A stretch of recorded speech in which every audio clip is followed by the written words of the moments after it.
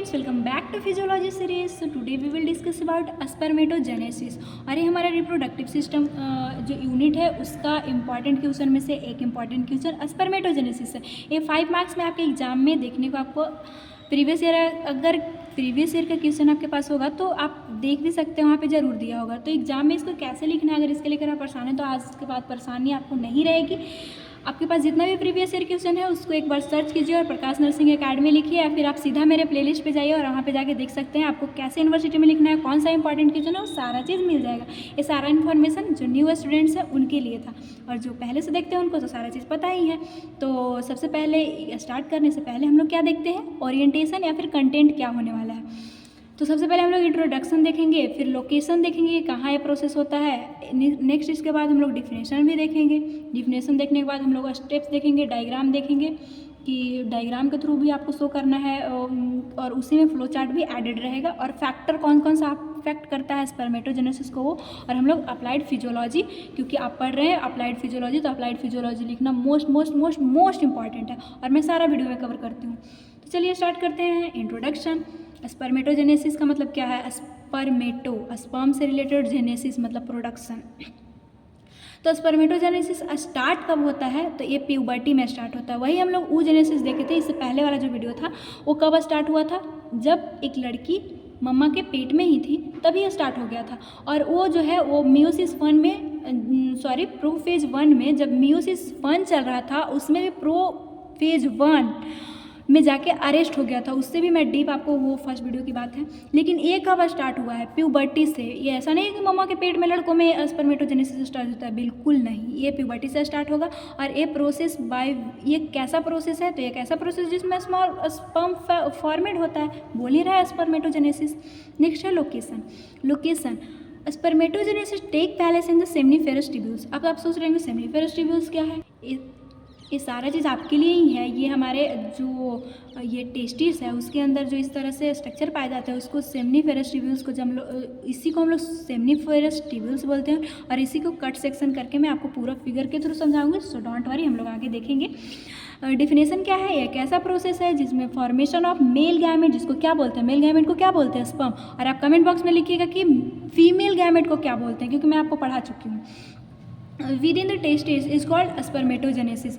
मतलब टेस्टिस में, उसमें भी सेमनीफेरस ट्यूब्यूल्स में गैमेट स्पर्म का फॉर्मेशन होना ही स्पर्मेटोजेनेसिस कहलाता है।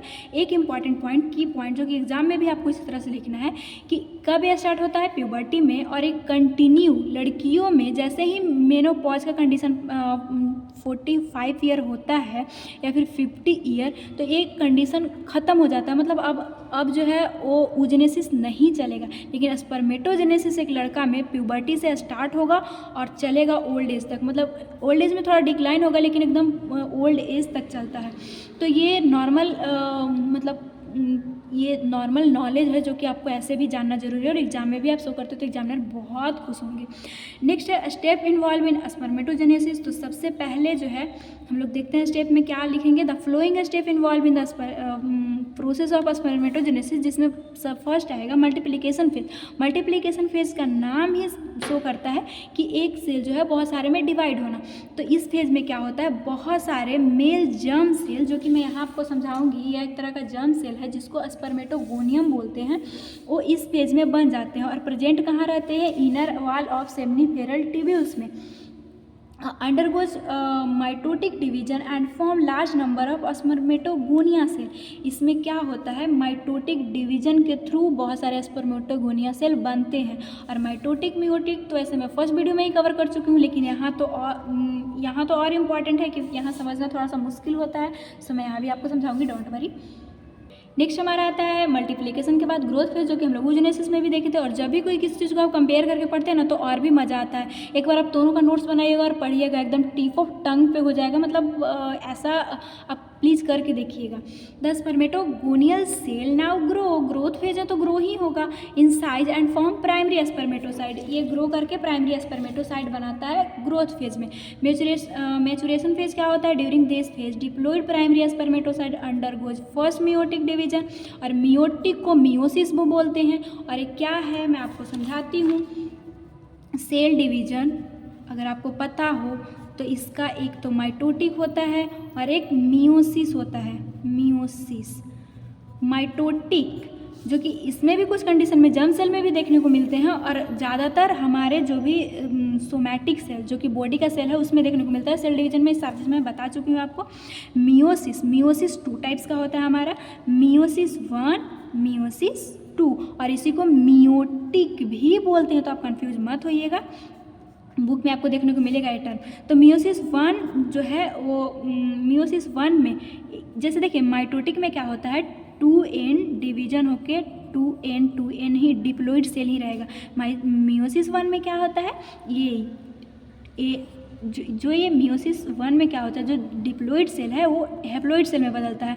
और मियोटिक 2 में क्या होता है, जो ये मियोसिस 1 के बाद ही मियोसिस 2 होता है, तो इसमें जो एन सेल है वो 2 में बदलेगा और हैप्लॉइड ही रहेगा। तो ये आप समझ गए, तो ये सारा चीज़ आपके लिए बहुत आसान है। तो वही बोल रहा है कि द प्राइमरी स्पर्मेटोसाइट जो है वो जाएगा मियोटिक 1 डिवीजन में, फर्स्ट मियोटिक, जिसको मियोसिस भी हम लोग बोल सकते हैं। यहाँ पे आप देखिए तो क्या होगा, फॉर्म होगा 2 हैप्लॉइड सेकेंडरी स्पर्मेटोसाइट। माइटोटिक में हम लोग क्या देखे थे, डिप्लॉइड से हैप्लॉइड बना, सॉरी माइटोटिक हम लोग देख रहे हैं तो डिप्लॉइड से डिप्लॉइड बना, और डिप्लॉइड यहाँ ग्रोथ हुआ। ग्रोथ में जब मियोसिस 1 आया तो मियोसिस 1 में हम क्या, मैं आपको बताई कि इसमें डिप्लॉइड सेल हैप्लॉइड सेल बन जाता है, और जब मियोसिस 2 होता है तो उसमें जो है वो हैप्लॉइड सेल 2 हैप्लॉइड सेल में बदल जाता है।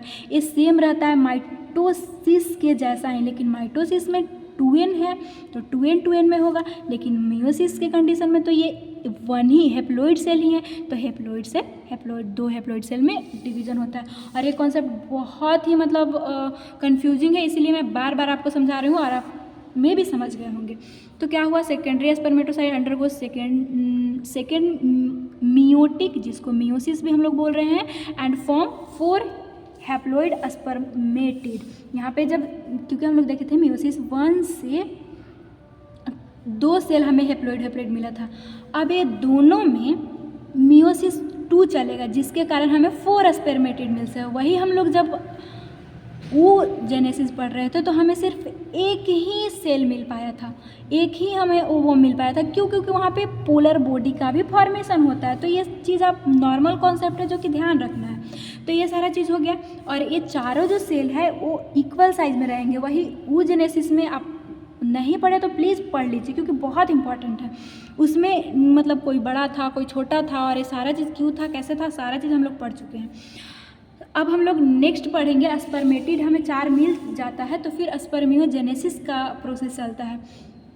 इसमें क्या होगा, the spermative motile and the spermative format non motile to transfer into active motile sperm during spermatogenesis. ये पॉइंट इंपॉर्टेंट है। स्पर्मेटोजोआ को ही स्पर्म बोलते हैं, और स्पर्मेटिड जो कि नॉन मोटाइल होता है, वो चल नहीं सकता, और उसको एक ओवरी को फर्टिलाइज करने के लिए बहुत मिलियन ऑफ स्पीड से जाना रहता है, तो उसको तो मोटाइल होना ज़रूरी है। तो जो स्पर्मेटिड है नॉन मोटाइल के फॉर्म से मोटाइल मतलब मूवमेंट के फॉर्म में आना ही, उस प्रोसेस को बोलते हैं हम लोग स्पर्मियोजेनेसिस। नेक्स्ट है स्पर्मिएशन। इसमें न्यूट्रिएंट्स इसको मिलेगा। The head of the sperm are embedded with the Sertoli cell. यहाँ पे सेमनीफेरस ट्यूब्यूल्स में सर्टोली सेल होता है, और सर्टोली सेल के बाहर एक लीडिंग सेल होता है, उसे टेस्टोस्टेरोन रिलीज होता है, और टेस्टोस्टेरोन ये स्पर्मेटोजेनेसिस फॉर्मेशन को मतलब बढ़ावा देने का काम करता है, जो कि हम लोग जब अफेक्ट पढ़ेंगे वहाँ पे मैं आपको बताऊँगी। तो ये क्या है, सर्टोली सेल जो कि न्यूट्रिएंट प्रोवाइड करता है हमारे स्पर्म को। तो वो क्या हुआ, ये सारा चीज़ हो गया। The head of the sperm embedded Sertoli cell काहे के लिए भाई ये एम्बेडेड है, तो नरिशमेंट के लिए न्यूट्रिएंट प्रोवाइड करता है। एंड व्हेन स्पर्मिएशन, जब इसको न्यूट्रिएंट्स मिल गया तो ये स्पर्म जो है वो फाइनली रिलीज होगा हमारा सेमनीफेरल ट्यूब्यूल्स का जो ल्यूमेन है उस वाले पार्ट में, और ये इजैकुलेट होके मतलब इसको जहाँ ओवम को फर्टिलाइज करने का इसका मेन एम है, तो वहाँ जाके ये फर्टिलाइज करता है। तो ये सारा चीज़ था हमारा। अब हम लोग देख लेते हैं डायग्रामेटिक प्रेजेंटेशन। सबसे पहले हम लोग देखे थे मल्टीप्लिकेशन फेज में बहुत सारे जो जर्म सेल स्पर्मेटोगोनियम के फॉर्म में हमें मिल चुका था। वही हमें ग्रोथ फेज में माइटोसिस क्या है प्रोसेस, माइटोसिस में डिप्लॉइड सेल में डिवीजन होता है। तो यहाँ पे आप देख सकते हैं एक टाइप ए बनता है, एक टाइप बी बनता है। टाइप ए दोबारा चल जाता है फिर से स्पर्मेटोगोनियम में ही, ताकि और भी आगे वो फॉर्मेशन कर सके। टाइप ए का कोई काम नहीं रहता है। टाइप बी आगे चल के हमें स्पर्म प्रोवाइड करेगा। तो ये सारा चीज़ हो गया। तो टाइप बी हम लोग देखते हैं। टाइप बी ग्रोथ फेज में प्राइमरी स्पर्मेटोसाइट में चेंज होगा, और प्राइमरी स्पर्मेटोसाइट अब मियोसिस 1 करेगा। और मियोसिस में आपको 1 बता चुकी हूँ कि क्या होता है मियोसिस 1, जिसमें डिप्लॉइड सेल हैप्लॉइड सेल में डिवीजन करते हैं। तो देख सकते हैं यहाँ पे हैप्लॉइड सेल में एक डिवीजन हो गया, और इसका क्या नाम रखेंगे, अभी डिवीजन हो चुका है तो इसको सेकेंडरी स्पर्मेटोसाइट बोलेंगे, जो कि हैप्लॉइड है। अब यहाँ पे प्रोसेस होगा मियोसिस 2 का। मियोसिस 2 में हम लोगों ने क्या देखा था कि मियोसिस 2 जैसे कि ये एन हुआ तो इसके आगे चलेगा। तो मियोसिस 2 में हैप्लॉइड सेल 2 हैप्लॉइड सेल में चेंज हो जाता है। तो ये हैप्लॉइड सेल 2 हैप्लॉइड सेल में हमें चेंज हुआ, क्योंकि यहाँ पे दो हमें मिला है, तो ये भी 2 में होगा। तो एक स्पर्मेटोगोनियम, एक जर्म सेल से हमें 4 स्पर्मेटिड मिल गए।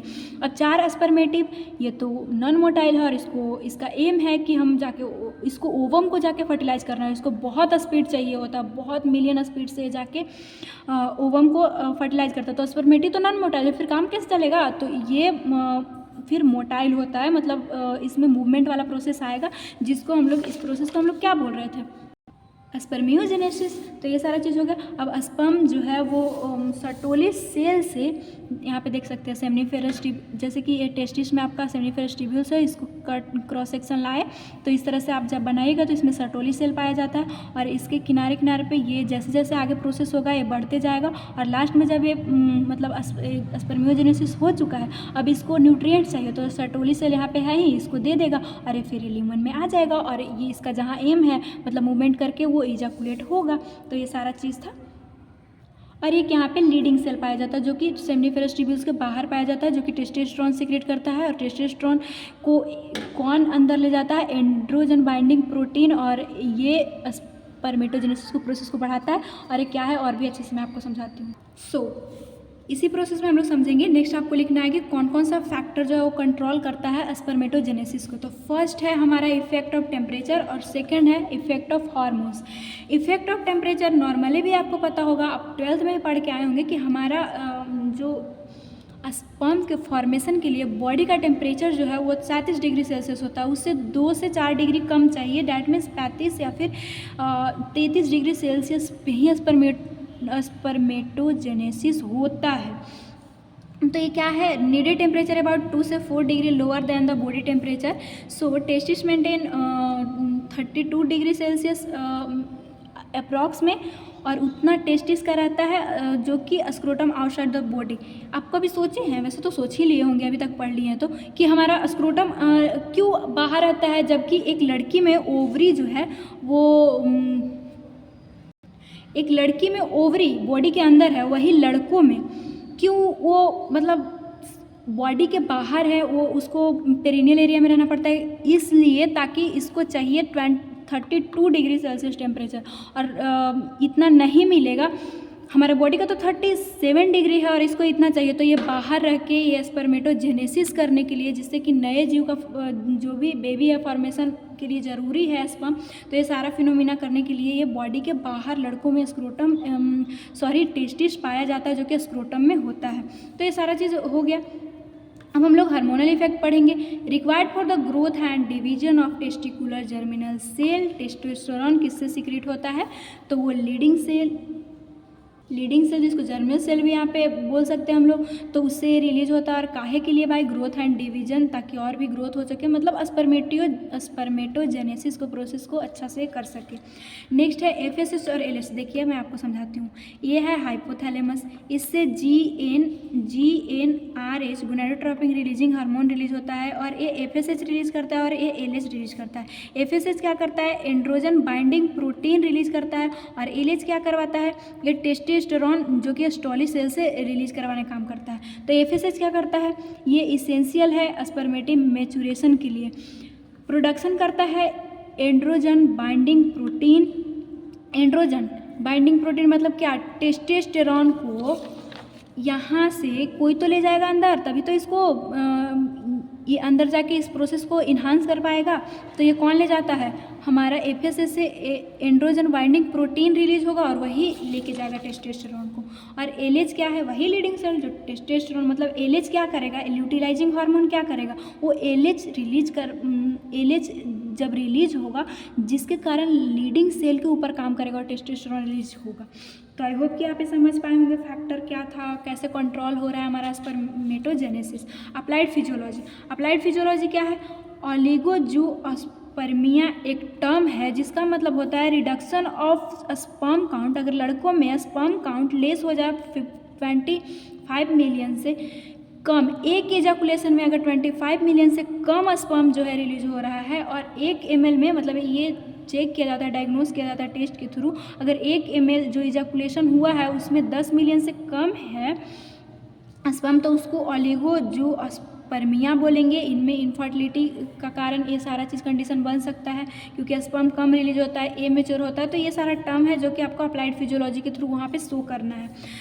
और नॉर्मली कितना होता है स्पर्म का काउंट, तो 25 मिलियन से कुछ एबव तक रहता है, वहाँ तक हो तो नॉर्मल है। अगर इससे कम हो जाए तो हम लोग ओलिगो मतलब कम, और जूस्पर्मिया स्पर्म से रिलेटेड। एक है एजूस्पर्मिया, इसमें एकदम ही स्पर्म रिलीज नहीं होता है मेल पर्सन में, तो ये तो इनफर्टिलिटी कॉज करता ही करता है। और इस टर्म को बस आपको शो करना है कि इसमें एक अजूस्पर्मिया टर्म्स है जिस ये शो करता है कि स्पर्म एकदम अब्सेंस है, कोई ऐसा मेल जिसमें स्पर्म जो है वो इजाकुलेट नहीं हो पा रहा है, तो उसको अजूस्पर्मिया बोलेंगे।